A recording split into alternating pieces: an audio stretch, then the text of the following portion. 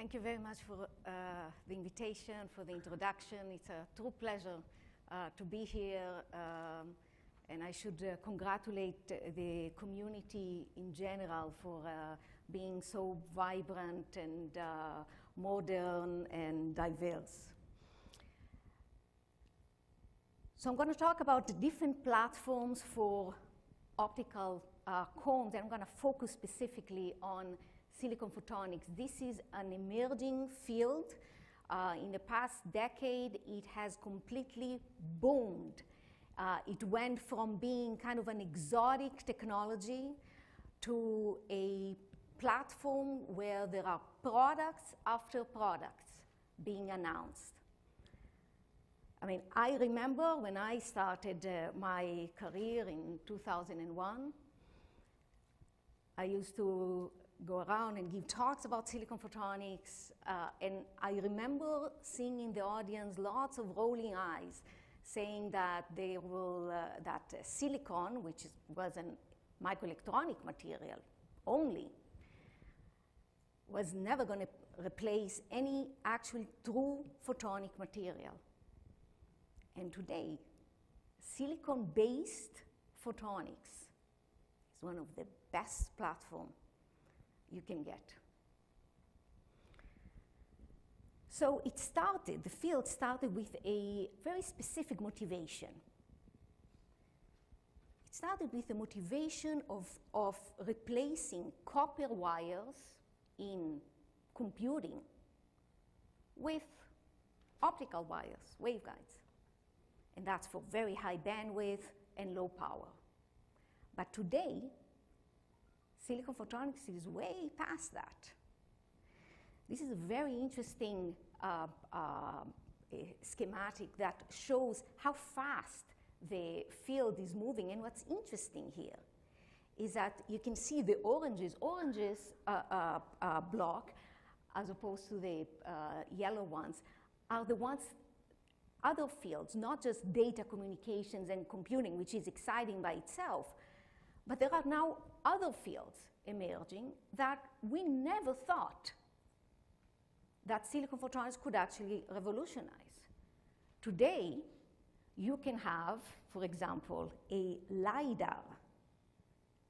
LiDAR is going to be basically a beam that you can, that is scannable, that when it comes back to you, based on simple interference, you can tell where is a moving object, for example. Today, this LiDAR went from a huge baseball on a Google car to a tiny little chip based on silicon photonics. That you can actually, from that chip, you can beam your light and scan it with no moving part. Sounds like science fiction. But silicon photonics is truly enabling these incredible technologies. One of the key technologies that silicon photonics is now enabling is microcombs. That's what I'm going to focus in the rest of the talk. So all of the combs that I'm going to talk about, and those of you that are not very familiar with this technology, I'm going to give a little introduction. All of the combs that I'm going to talk about and all of the devices I'm going to talk about rely on silicon photonics. So at the same time that you actually design and fabricate filters, waveguides, modulators, switches, all the traditional, now the traditional photonic devices, silicon photonics, you also make your nonlinear devices, your combs, structures. So today, just a point for you to take away: the way you design optical systems is completely different than the way we all used to design optical systems a decade ago. Today, you basically just put it in a CAD. You actually CAD it, just like electronic folks do. And it can be fabbed in many of the fabs that are emerging now. There are now several that are pretty mature that actually send you your chip back full photonic chip with thousands of optical elements that have incredible performance.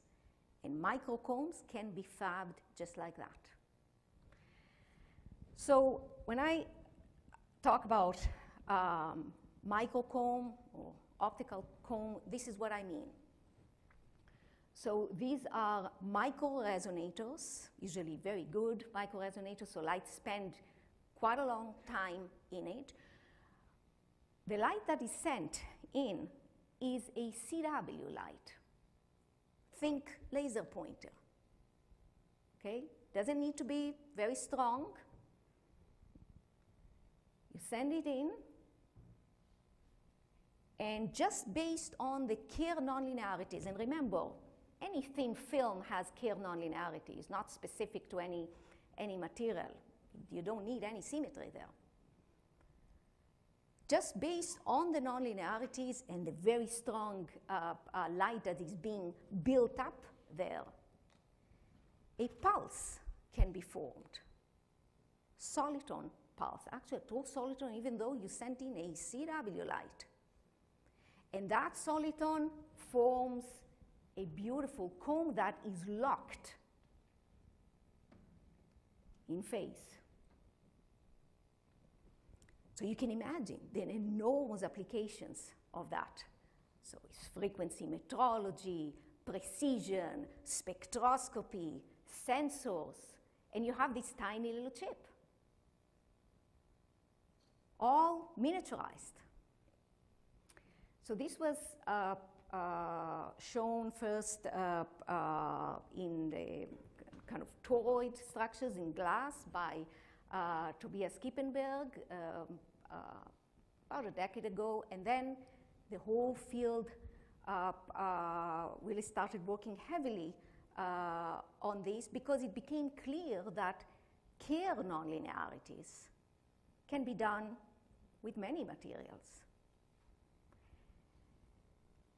And we were able to show, my group in collaboration with Alex Gaeta's group, we were able to show that these combs can be generated on silicon, just using standard silicon photonics. So as I said, there are many, many platforms that you could demonstrate these combs. But I'm going to focus on silicon-based. And when I talk about silicon-based, it's silicon and, say, silicon nitride. Okay, silicon nitride turned out to be very, very good materials for this. And these are all compatible with standard microelectronic processing, standard silicon photonic processing. So there are a few reasons why we focus on that, not just because of the compatibility. Turns out that sometimes nature is actually pretty good to us. And this is a fantastic case of that. It has quite a strong nonlinearity. So if you look at, for example, silicon nitride, it's about an order of magnitude stronger nonlinearity than, say, glass. Silicon has even 2 orders of magnitude stronger. And silicon nitride waveguide have a tool that turned out to be fantastic for these applications. Is the ability to control the dispersion. The actual, if you think group velocity, the way light propagates can be controlled by the dimensions of the structure relative to the wavelengths. And that turned out to be fantastic. So in general, when you actually want to propagate a very large bandwidth, you need to make sure that whatever part of the spectrum, say the short wavelength, propagates together with the long wavelengths. And that's usually given to us by nature, the dispersion. In silicon nitride and silicon, these are semiconductors, or silicon nitride is more kind of amorphous, but still, these are high index. They have a very strong dispersion. But we don't have to deal with that dispersion. We don't have to live with that dispersion.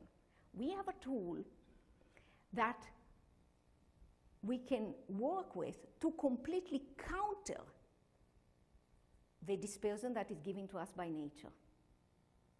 So it's really a knob that we can use to design the dispersion at will. Because the waveguide dispersion, this has only to do with just the geometry. The waveguide dispersion in these structures, because of the high confinement, is so strong that in some cases, the material dispersion is completely irrelevant. The waveguide dispersion can completely counter out it. So that was key to demonstrate octave spanning combs and beautiful phenomena based on high confinement photonic devices. So that's how the waveguide actually look like. So it's in silicon, and in silicon nitride is a few hundred nanometer in cross section.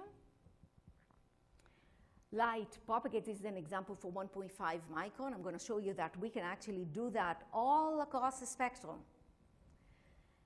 And here I'm showing for the same wavelength, I'm showing how the actual mode is distributed, how actually light is distributed within that waveguide for different dimensions. So if we take a very, very small waveguide on the left, there's quite a lot of light everywhere. So if you want to get an intuition, in this case, light basically feels like it's propagating outside the waveguide in the oxide. Okay, so it's propagating with that pretty high phase velocity. In contrast, if you make a very large waveguide, light feels like it's completely inside the core. So it propagates with a phase velocity that is the one of silicon, much smaller. So you can actually completely tailor for different wavelengths the response going from this phase velocity to this phase velocity. Is basically a for a given dimension is a complete function beautifully predicted of the dispersion and can be normal or anomalous. So this is an example of one of the first combs that we've demonstrated that span almost an octave just based on this principle. And that dispersion compensation was key to actually demonstrate that. It's very hard to achieve these kind of combs in system where you don't have that ability. So let me tell you a little bit how, what other spectral ranges we can demonstrate. So silicon, so 1.5 micron, beautiful comb I showed you, but immediately we all started asking, okay, what about other spectral ranges where applications are extremely exciting, but the generation of comb is not as obvious. So one key example is combs in the mid-IR. So combs in the mid-IR could be fantastic. Think about it. You have a locked grid. If you have two of those grids, dual comb, you have a natural spectrometer. And in the mid-IR, spectroscopy is key. In the mid-IR, every molecule has a signature. So actually doing spectroscopy in the mid-IR has tremendous applications. There are very few sources in the mid-IR, and definitely not broad and locked combs. But using those structures that I just demonstrated in the mid-IR is not trivial. Because in the mid-IR, let's say you go just a little bit longer wavelengths, everything starts to absorb. And in silicon, you suffer a lot from higher order nonlinearity. So it's not just the standard absorption, but you suffer from nonlinear absorption. So the 1.5 micron cones were demonstrated with silicon nitride, not silicon because of that, because we don't want to suffer from these nonlinear absorption. But in the mid-IR, we need a stronger nonlinearities. Because remember, all the combs rely on building up the power. For mid-IR, I now have a pretty large resonator, longer wavelength. I need to build up very strong power. I can't, it's harder for me, so I need a stronger nonlinear material. So silicon is stronger than silicon nitride, so that's great, we can just work with that. But it suffers from these nonlinear effect, and these are very strong. So we said, you know what, let's leverage silicon photonics. So we went ahead and built a silicon waveguide, made a ring just out of that silicon waveguide. This is here the cross section. But around that waveguide, we built junctions that can reverse all the carriers that are generated due to this nonlinear absorption. So the whole detrimental effect of nonlinear phenomena in silicon happens because you send in light and there is 2-photon absorption, and that generates carriers. The 2-photon absorption actually is not that bad. What's really bad is all the carriers that are generated. But they don't have to live there. We can actually remove them by building a junction, simple PN junction, around that waveguide and extracting the carriers, forcing them out. And that's actually very standard to do in silicon for completely different applications, silicon photonics for modulators, and we just leverage that. So that's how it looks like. So this is a waveguide. It looks a little kind of a waveguide with a little skirts out there, but really the mode is just localized beautifully here. And these are doped regions on the side. You apply voltage, reverse bias, and all the carriers that are generated, you don't want them there, that absorb all the light, you extract them. So now you have a beautiful waveguide that actually you can completely control the dispersion, have very strong nonlinearity, and you can build resonators out of it and perhaps generate combs. So this is a very nice, respectable quality factor for a structure that usually has a lot of absorption. And we said, okay, let's go and try to make a comb. So that's what happens when we actually send in light and didn't really extract any of the carriers. So it looks nice, but a little bit of a sad comb. So then we went ahead and extracted it just to show how strong the effect. And you see a beautiful comb in the mid-IR.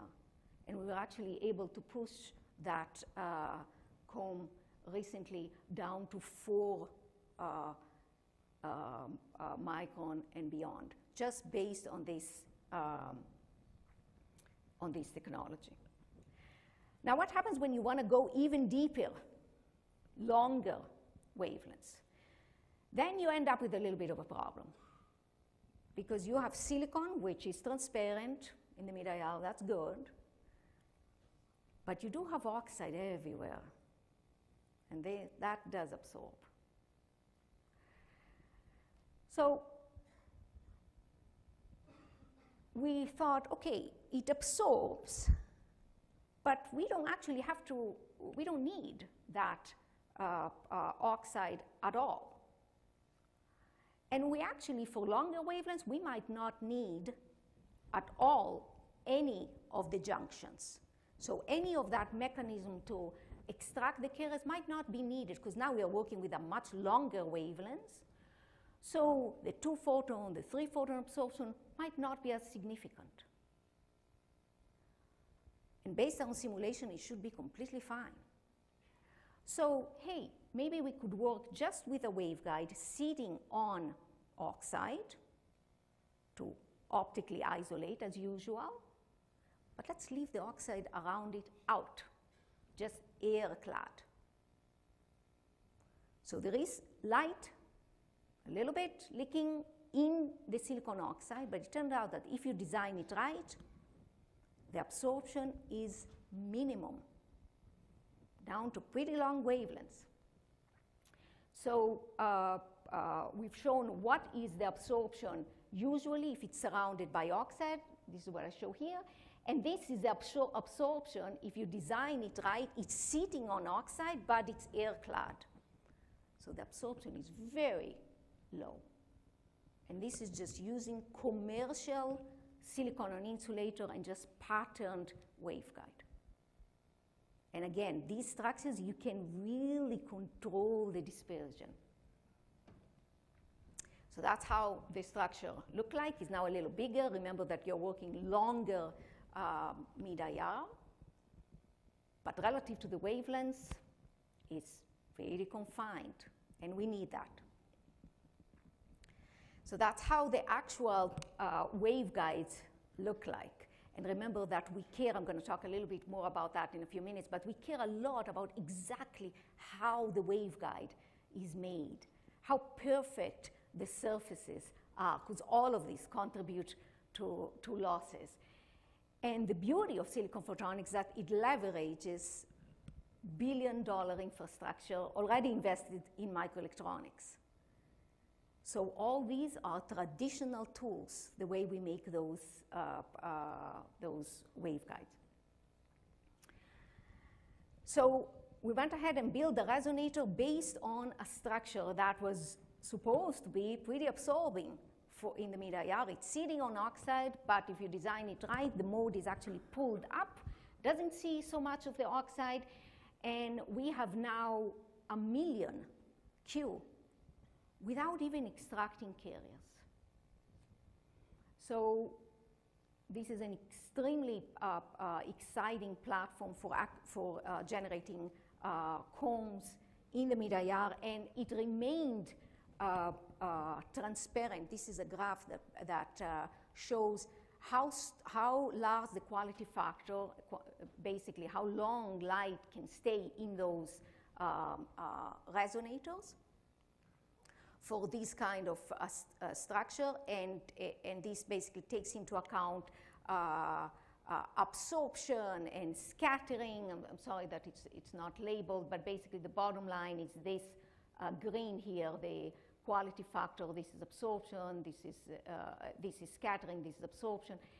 And the bottom line, until at least 5 micron, we could work with this traditional silicon photonic waveguides. So these are very, very good news for the whole community that mid-IR combs should be realizable. Okay. Well, I showed you mid-IR combs. I showed you near IR, right? 1.5 micron. What about the visible? There's lots of applications in the visible, also sensing, the shorter wavelengths you go, all kind of different applications you can realize. But now we are encountering a completely different challenge. The dispersion, that natural dispersion, material dispersion that you have in all materials, in silicon nitride, grows as you get shorter in wavelengths, because you're getting closer to that, to the absorption edge, to that energy gap. So if you look just at bulk material, just that's the purple, as you go shorter in wavelengths, that dispersion grows. And now we have to counteract that dispersion. That's very hard. Just with regular waveguide, that's hard. But with silicon photonics, we have additional knob that we can use to counteract dispersion, not just by designing the actual distribution of light inside the waveguide, but also by choosing which spatial mode propagate in the waveguide. So we usually think about a single waveguide, right? We have a waveguide, and then you have the mode distributed in the waveguide, and usually we think about it as a fundamental mode. That's basically one blob that propagates inside the waveguide. It doesn't have to be like that. There are many modes in these high confinement waveguides. These modes can be very well separated. This is completely different than fibers. Fibers, they're all bunched together. It's very, very difficult to choose one versus another. They really mix up. In high confinement waveguides, the effective index or the propagation constant of these different modes are very different. So that means that I can, and I'm going to show you how, I can choose which mode propagates, and different mode have different dispersion. And it turns out that if you excite a higher order mode, not the fundamental, but a mode that have a little bit more interesting structure, the cross-section of the waveguide, the dispersion can be much stronger. So, and it can completely counteract. So these are very different dispersion for very different mode. And remember that what we want, this is the normal dispersion of the bulk, and we want something that is slightly anomalous. Altogether, the waveguide plus material, we want slightly anomalous, and this is what we have. Slightly anomalous, but close to zero. This is if we take the bulk, and this is if you take a higher order mode made out of this bulk material. And this is if you take the fundamental mode, doesn't do much. Okay, so what I'm telling you that if you want to generate a comb in the visible or any very highly dispersive material, make a resonator and make sure to excite a higher order mode. Well, that might not be so easy. Let's say I have a very big waveguide that supports many modes, and what I'm telling you that in this case, you should excite not the fundamental mode, not the third order mode, just, in this case, the second order mode. If you try to do it with fibers, that's a little bit of challenging. How do I actually pick one of the modes and just build a resonator out of it? Silicon photonics, we can do that. And we can do that just with phase matching, because the propagation constants of the different modes are completely different. One propagates much, much slower than another. So let me show you a thought experiment that we actually realized, but it really explains how to do it, how to peel out specific mode of a highly multimode waveguide, and how to put in specific modes. That's actually very interesting for many, many applications that actually have nothing to do with combs. But for these comb applications, turned out to be key.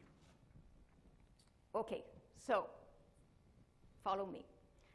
I'm going to take a waveguide that is big, that supports many modes. And I'm going to put this waveguide here. Okay, and this is all described in this paper.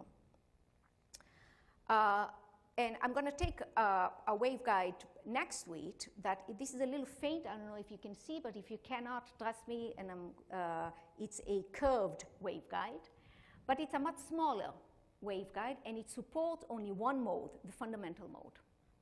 Okay? So this is a much smaller waveguide, supports only one mode, and this is a very large waveguide, supports many modes. Now, let's say I know how to send in this mode, the fundamental mode of the big waveguide. Well, because it's big, all light is actually very confined, and the effective index is very high. That means propagate very slowly, okay?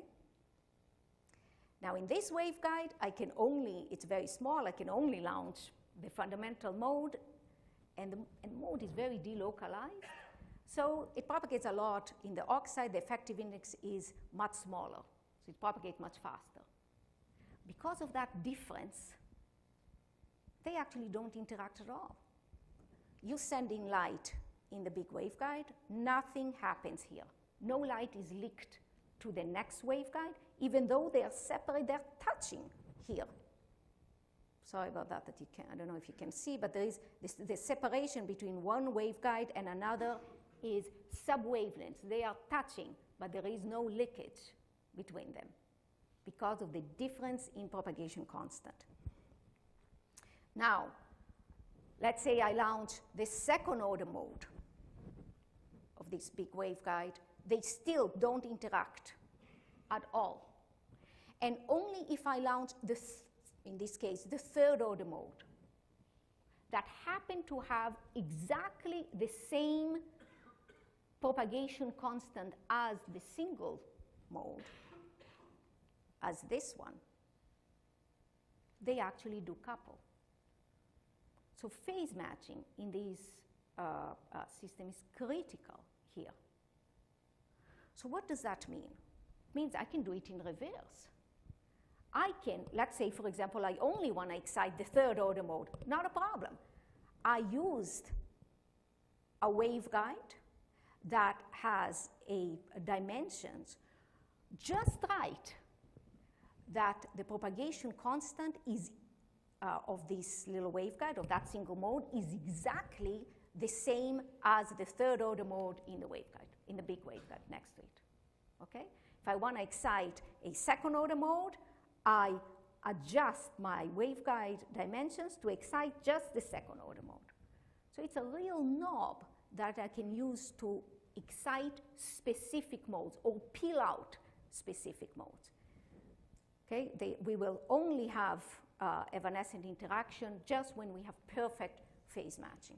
So we use that. This is a student in Alex Greta's group who designed a resonator based on this principle, where he was able to launch only the second order mode that has just the right dispersion. And based on this, was able to demonstrate very recently, this is going to be shown in Clio this year, was able to show combs in the visible and basically counteracting all that incredibly high dispersion that you have in this spectral range. He was able to do that by controlling the waveguide. So I showed you combs in the near IR, in the mid IR, in the visible. But there is a tiny little secret that I am not telling you that none of us have spoken about. None of us in the microcomb community have spoken about, and we try to avoid it. It's the fact that we have all these beautiful chips that are almost disposable, that could go on satellites, but nobody's talking about the huge laser sitting behind that little chip that is needed to actually pump those little microcombs. And until we solve that problem, the fact that I have all these integrated tiny little chips might not be so relevant. So really what I would like is something like that. What we, as all of us, would like is something like that.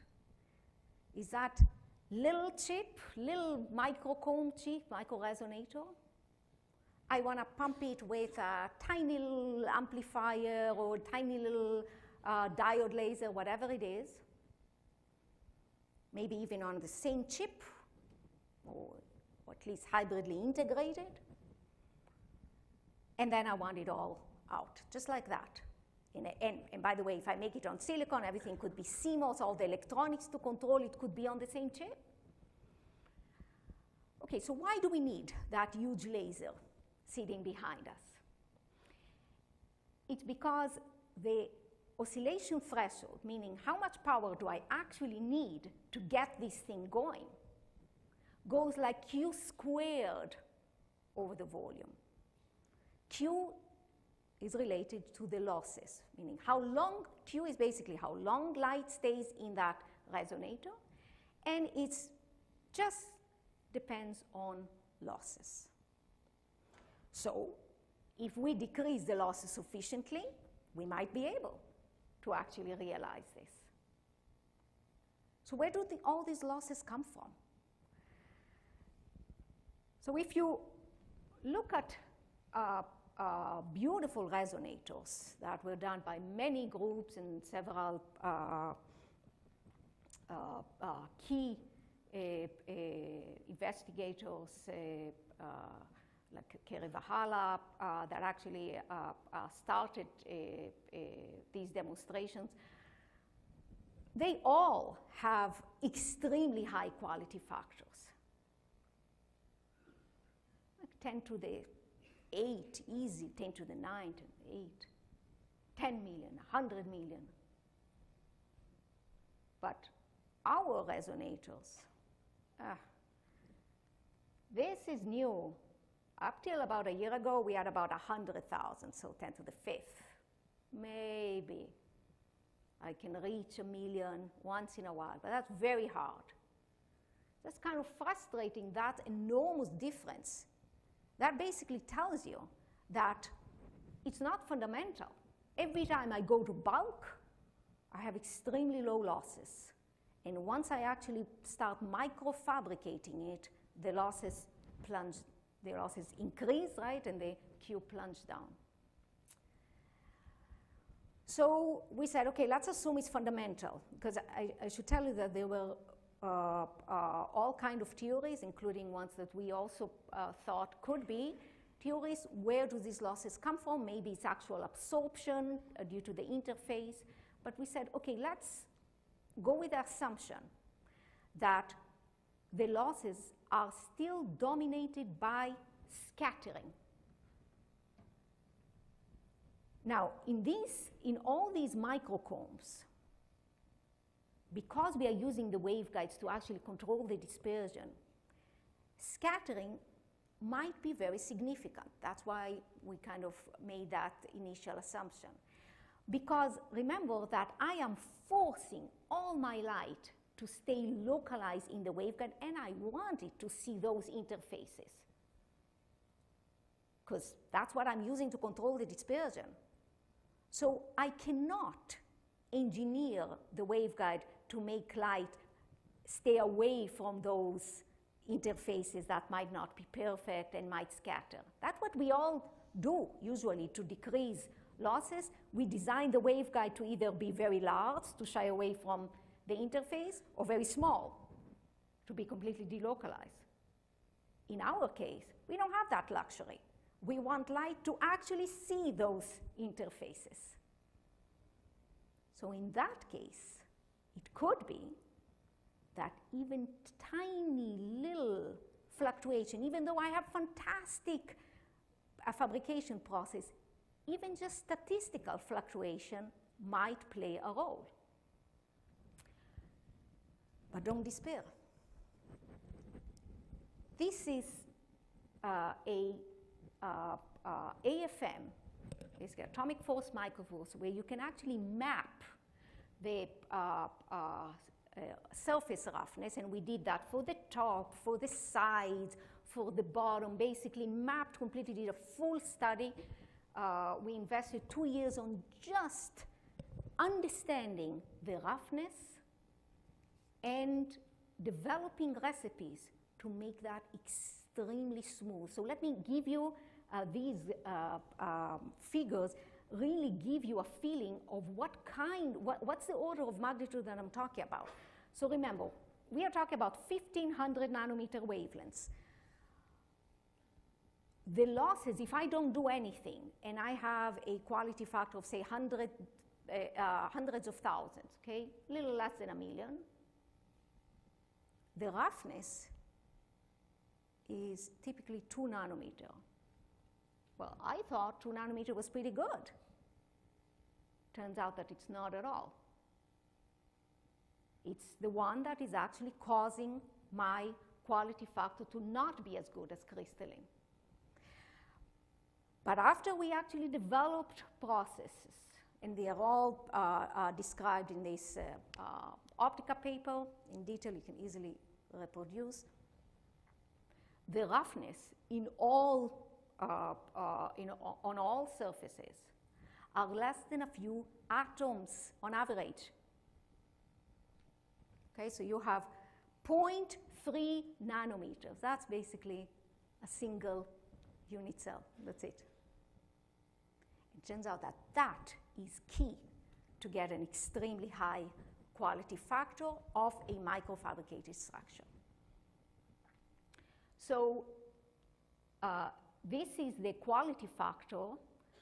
This is the basically transmission of a resonator that is made out of these waveguides. And the actual line width here is a few megahertz. Today, we can do routinely 80 million Q, 100 million Q of waveguides that are dispersion engineered, that actually achieve that anomalous dispersion, despite the fact that the material has normal dispersion. I'm showing on the top here this interesting structure. This is waveguide. You launch light in here, and light is completely curled in itself, and then it comes out, and then again completely curled in itself. And this is just to show you how long or how low loss these waveguides are and how long they can be. You can pack now, based on these highly confined waveguides, because you can bend those very tightly, you can pack meters in a tiny little millimeter size chip. And that's because you are confining it strongly, so you can bend it and you're not suffering from losses.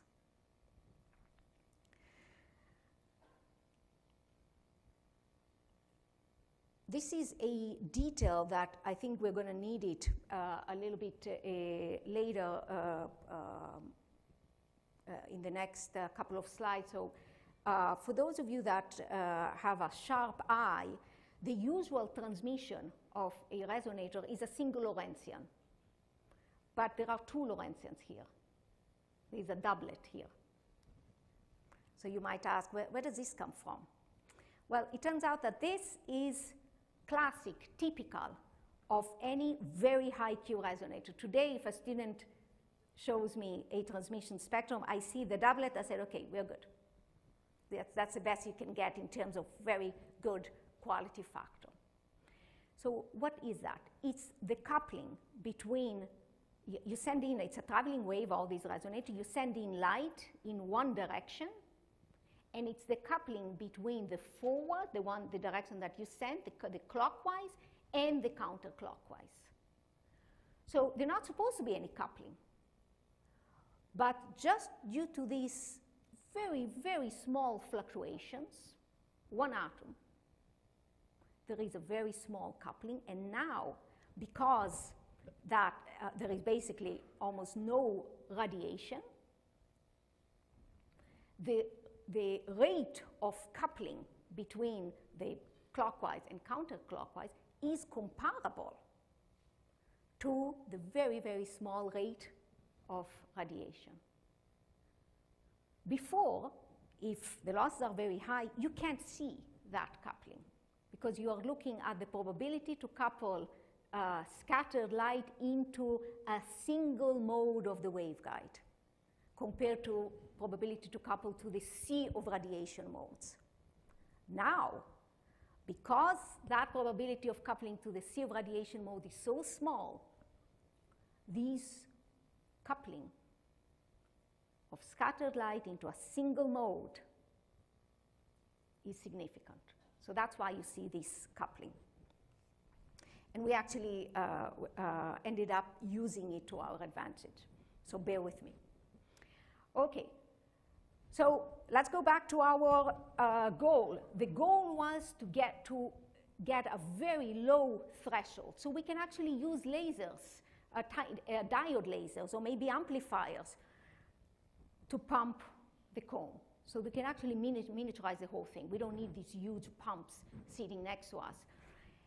So we were able to get very, very low loss, and we made resonators out of it, pumped it, designed it to generate the combs, and the threshold was microwatts. So that's a different ballgame now. That basically tells us that we can actually now start working with very, very low power diodes, whatever you have in your lab. The whole idea of laser pointer, pumping that comb, hey, that's realistic. That's real. So I had a student, Brian Stern, from my group who just graduated. He took a little amplifier. It's actually an off-the-shelf amplifier, semiconductor amplifier from Thorlab. And but it's a reflective amplifier, meaning it's a semiconductor amplifier. It's called RSOA that has a reflector in the back, okay? And he butt-coupled, attached it to the comb, to the silicon nitride chip, basically. Okay, later on, we actually learned how to nicely package this, sitting one next to another, and the coupling losses are very, very low. Okay, so he coupled them nicely. So here, this is one chip, this is another. Here there are filters. Turns out that these filters were not really necessary, but if you want, you can, when you fabricate your microcomb, you can also put a few filters there on your chip. And now, you might ask, wait, where is the laser then? Well, you are forming a cavity, an external cavity, from, based on that resonator, based on that coupling from the clockwise to the counterclockwise. Because you're launching light in here, but actually some of it comes back. And we see that from the doublet.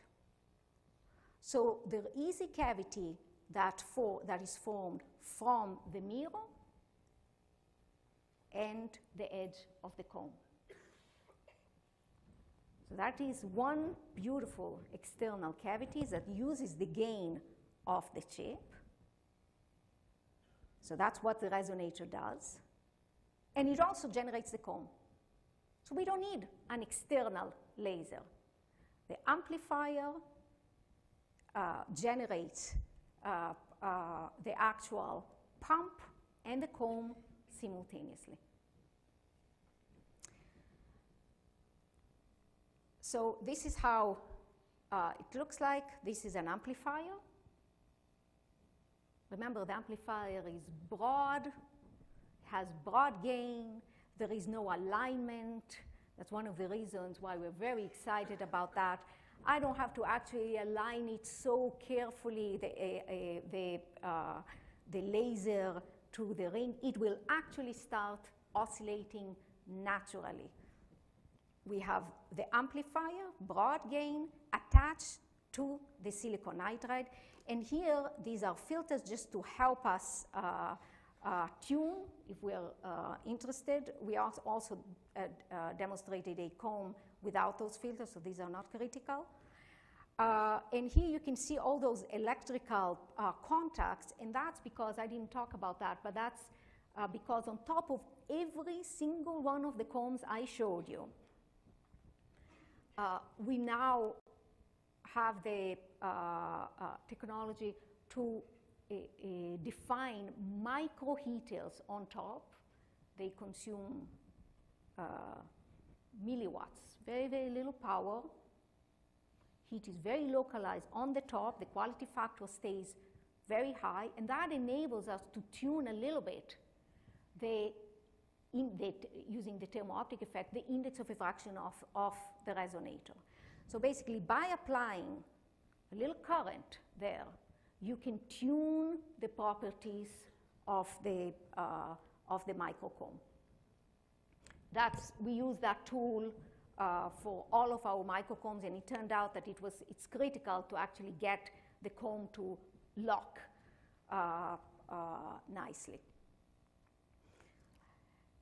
This is how the silicon nitride a package with the amplifier look like, and actually we put it on this huge board just for ease of handling.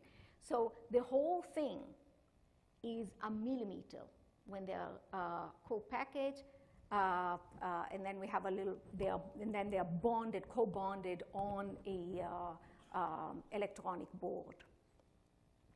That's kind of a zoom in where you see the RSOA. It's in an angle to avoid reflections from the nitride. That's why you see the angle here, and the resonator, the silicon nitride resonator. So Brian, after he generated the comb, he actually said, you know what, let's be a little bit even more ambitious. He replaced the actual power generator with the power supply with a AAA battery, because we knew that the power that we need for this whole thing is pretty small. And he was able to generate a comb, beautiful comb. This is a single soliton comb, locked based on that co-packaged tiny little microcomb with the pump, and pumped with a AAA battery that lasts for 20 hours.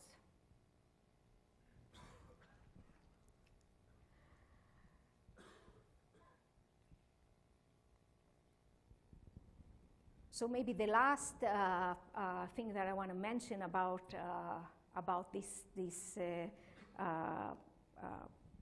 future and integration was the question, and I know that several of you have here. Okay, you get it. How long does it last? And that's the comb, and that's important because we know that those chips are in principle completely robust. I mean, you've compared, for example, to fibers that you basically fool on them, and they're very sensitive to temperature, polarization, twisting. The chip is by default robust. So is it robust? So we created a very simple feedback loop to actually keep the comb stabilized. And this is a comb, this is a 1.5 comb. And now we are working in New York City at Columbia, where despite our best efforts, the labs are not so isolated thermally. There's quite a lot of wind flowing, so that's fantastic for this experiment. So you can see here that we measured it for 10 days. The actual, this is the soliton power that is coming out of one of those microcombs. You see here that it's beautiful. It stays put. And this is despite a storm here and a storm here. It was pretty messy time, and still it stays locked. It turns out that right now we are limited by the way we package the pump with the actual waveguide. This comb specifically was not used, did not use a amplifier. It used a fiber to couple in. And the fiber, even though it was packaged, the edge of the fiber dangles a little bit. And that, this mechanical fluctuation, they do change, they expand a little bit with temperature, so any significant temperature fluctuation does matter. But that's also very, very good news because we know how to package this good, so we know that it's not fundamental. But at least for now, 10 days should not be an issue, and definitely a few degrees should not be an issue at all, even without perfect packaging. So I'm going to stop here. I showed you extremely low loss waveguides that are highly confined. I showed you these new results that where we got battery operated combs that are locked and are robust. And I also showed you combs in the visible and in the mid-IR. Thank you.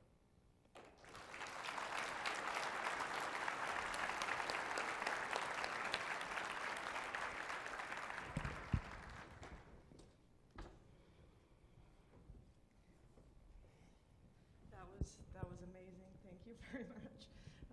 So we have time for some questions for Professor Lipson.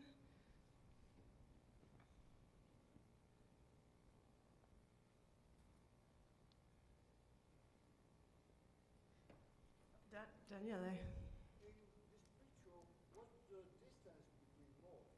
Yeah. So the distance between modes is largely determined by our geometry. So it ranges between 20 gigahertz, 10 gigahertz, to hundreds of gigahertz. So it's basically how small you can make your resonator and how much of without radiation losses and how large you can make it while still building enough power in it. So that's the order. Do you have some idea of how to lock this frequency to some external reference? So the question is how to lock this frequency to some external reference. So there are beautiful works done now everywhere, and this is no different. I mean, the only difference here is that your actual, let's say you build a feedback loop, you have your PID, all of these could be integrated on a chip. You can easily tap off a little bit of your power to actually build that locking loop. I have a question. So how far away are you? I assume your people are working toward putting the laser itself, the pump laser itself on the chip and putting some gain on the chip itself. How far away do you think you are from that? Yeah, so the question was, because right now they are hybridly integrated, the amplifier and the microcomb. The question is, can you actually, on silicon, fabricate the laser? The answer is no. Okay. But the good news, you don't need that. So in the beginning of silicon photonics, there was a lot of push to demonstrate lasers on chip. Especially at that time, you absolutely needed it because the losses were so high, so you needed amplifiers everywhere. Now, it looks like, hey, we just need, just like we have a power supply for electronics, we just need a few lasers, sometimes even one, at the edge of the chip, and that's the case. And say they can beautifully be hybridly integrated. And you said, I think, that the lasers from Thor Labs? Yeah, but there's nothing, this was an off-the-shelf. It really, we demonstrated with several, with other DFBs, with even Fabricated lasers. It's really. Because usually I think of it being kind of inexpensive if it's from Thor Labs, so it's kind of interesting that you could use that. Oh yeah, it's a very you really just need a broad gain that aligns with your comb lines. Nothing specific. Any other questions? Oh, we have one over here. Over there.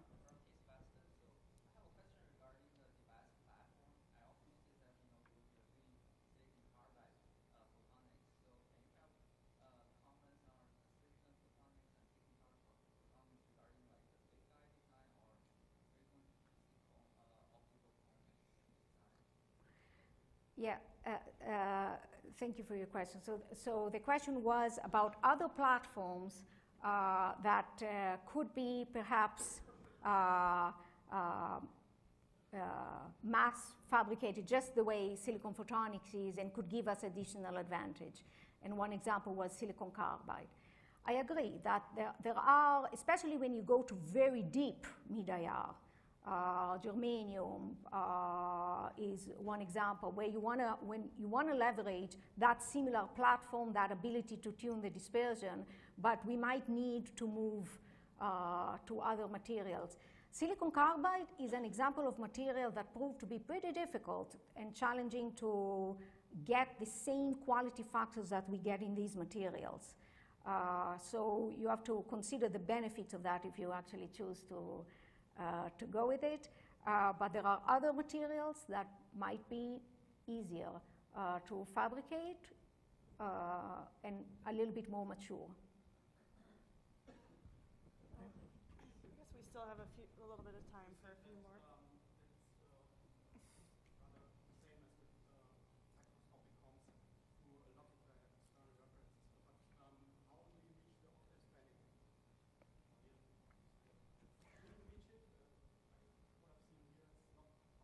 Yeah, so the problem right now is that the actual power, even if you reach the actual power at the edge of the comb is very, very low. You might not want to use a single pump and a single comb to actually generate a full comb and self-lock it. It might not be the best approach. You might want to use more than one pump or more than one resonators to actually boost that power. So we need to think about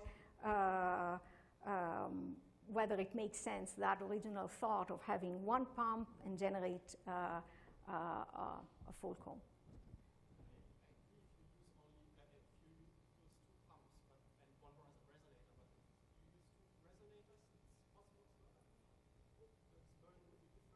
Yeah, you would have to have, well, we can talk about the deal, but you would have to lock them, and yeah. I think that since we're running a little bit over, I mean, Professor Lipson will be here a little longer, so people can come up with individual questions, but let's all thank her again for an